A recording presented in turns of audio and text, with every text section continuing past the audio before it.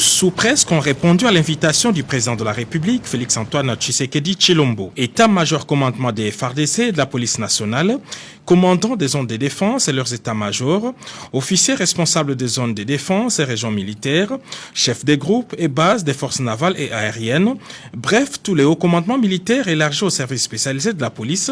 ont assisté à la causerie morale du commandant suprême. Pendant près de 4 heures, ces officiers généraux et supérieurs, une centaine au total, ont reçu des instructions claires et précises sur leur mission de protéger les institutions et l'intégrité territoriale.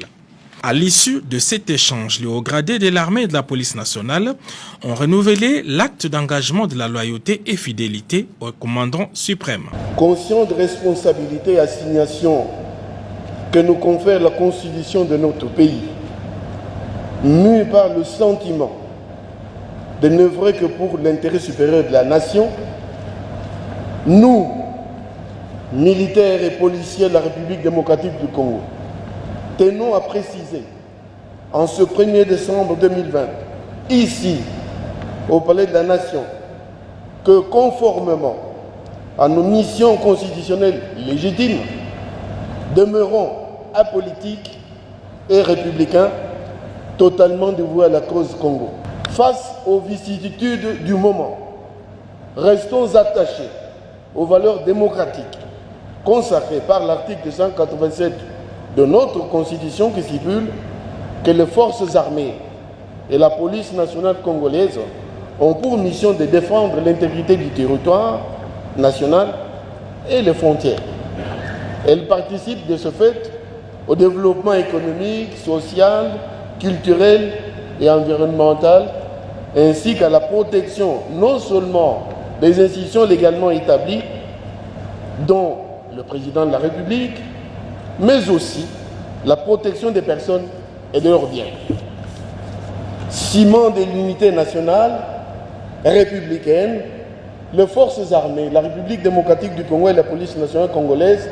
résolument dévouées au service de la République démocratique du Congo et à son peuple, ne se laisseront ni inféoder, ni détourner de leur mission sacrée par des vendeurs d'illusions en mal de glorioles.